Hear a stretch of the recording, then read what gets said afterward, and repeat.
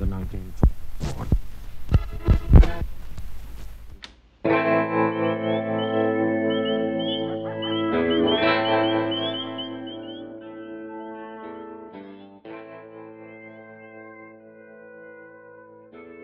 I'm here today with Dr. Shontelle Thrash.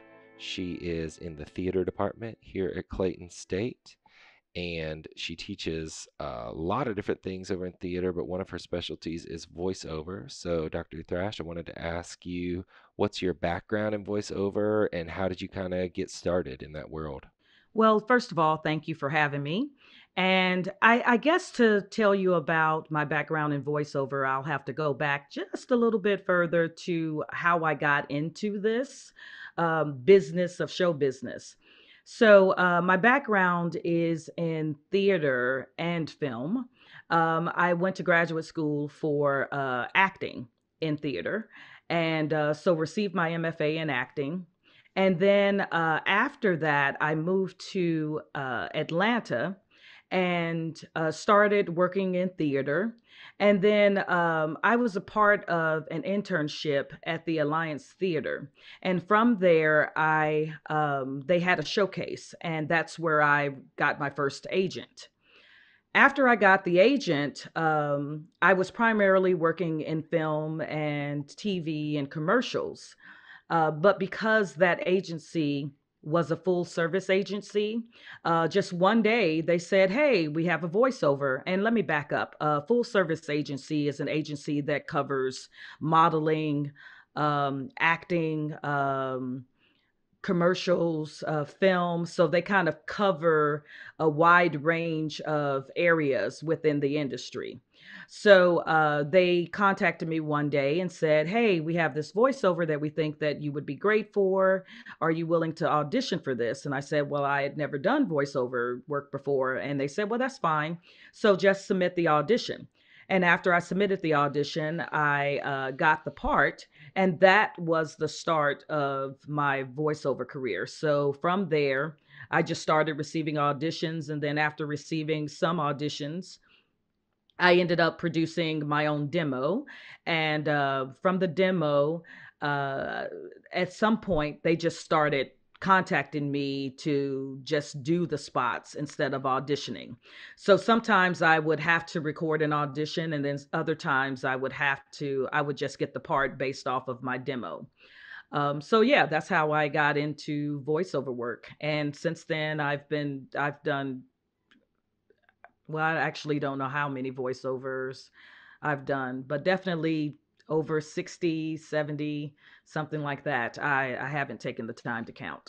Wow, that's great. So, what are some things that you would recommend for voiceover beginners? Somebody that wants to get into the voiceover world, but they're just really starting from scratch and they want to improve their speaking technique.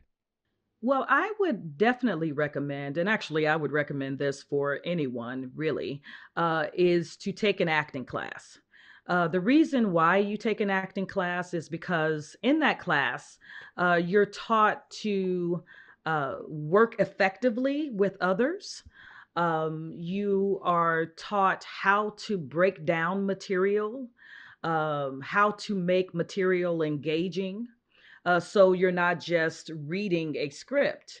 And then one of the most important things that I think acting teaches you is how to listen. And when you're interviewing people, if that's what you're dealing with on your podcast, then it's super important to be able to listen to that person, because that's where the questions come from, and being able to play off of that person in an effective way where you're able to get make that whole presentation engaging overall, but also to be able to pull out those interesting points from that guest that you need within that conversation.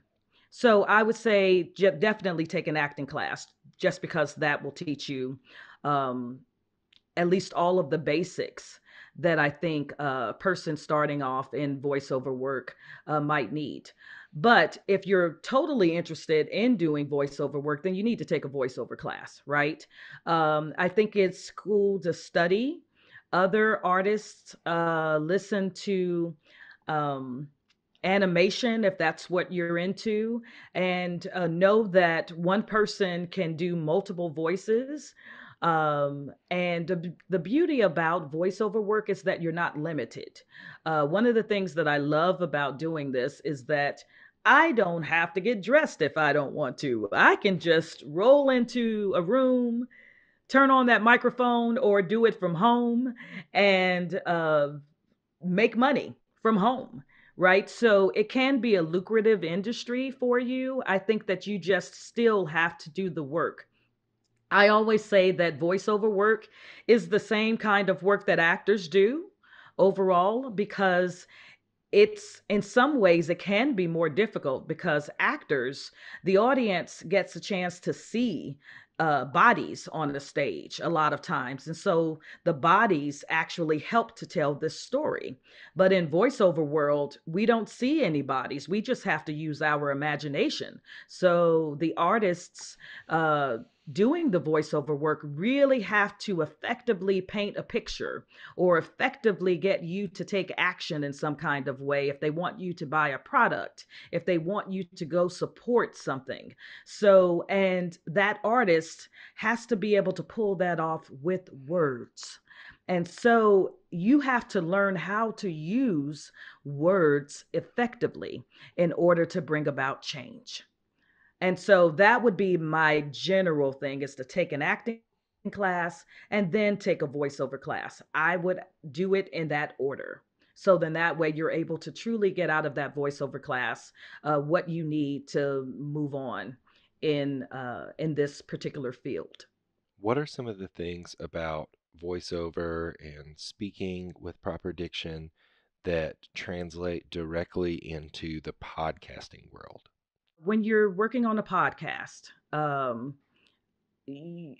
lot of times you may have a script, and I would say the material that you create, try sitting down and just having a conversation with someone. um, if it is some sort of interview, I think the one of the most important things that you can do is to try to make this conversational. Try to relax when you're communicating, because if it's rigid, if it seems like you're a robot just reading from a script or reading from the text, then we as the audience will become disengaged, and we won't pay attention to the information. And you could be giving great information, it's just because you haven't made it engaging, we as the audience, we tend to check out because our attention spans right now, they're very limited.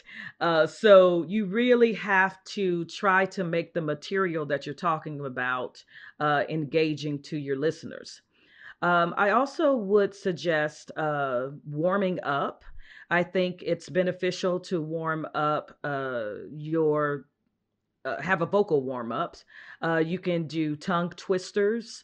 And without showing you specifically in person, I would just say if you can just go online and look up vocal warm ups for actors, if you want to just do that. And so that will give you some tips and tricks that you can do regarding preparing your voice to have long conversations, whether it's 10 minutes, 5 minutes, or an hour, right? So that will help to prepare you vocally for that. And then by doing the tongue twisters, it will help you not to trip over your words or to mispronounce words or to over enunciate it. It'll just better prepare you to be able to effectively communicate during your specific podcast. I've talked about just be yourself. Unless it's you're dealing with a specific character, just be yourself, relax, listening to people and playing off of them. Remember and just keep in mind that if you sort of think about it in a way that you're in this person's living room, then or in your own living room, and you're just having a conversation and assuming that no one else is around, then that might give you the freedom to really um, create engaging conversations. I think that even when you're not talking specifically to a person, whether you're interviewing that person or not, if it's just you talking about a specific topic, then you're still having a conversation. You're having a conversation with the listeners, even though they're not responding back, right? Verbally. So they could give you nonverbal communication and all of that stuff. But even though you don't see them and you don't hear them, you have to tell this story as if you are communicating with those listeners. So that's another thing. Uh, if you have a script, I would suggest that you read it out loud, that you practice it out loud. And on the note of practicing, practice, practice, practice. Don't just write the script and then say, okay, the next day I'm going to show up and just present this. You need to practice your delivery. Break up sections and maybe title it a certain thing. So, like if this is the section about laughter, or this is the section where um, I get more specifics about this person's life. So there are tones and energies related to each section of your material. And so when you break that up, then it helps you to provide levels within this presentation so that it doesn't become monotonous. It's not on just one level. You don't just have one emotion going through your material.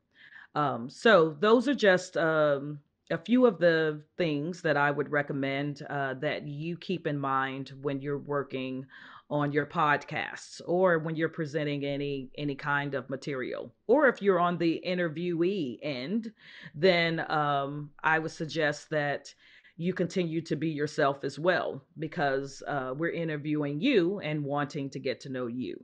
All right. Wow. Thanks so much sharing from your experience and your wisdom in the area of voiceover. And we really appreciate you being on the show. My pleasure. Thank you for having me.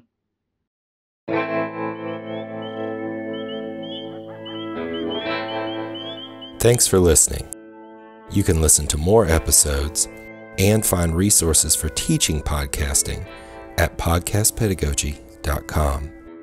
You can email the show at info@podcastpedagogy.com.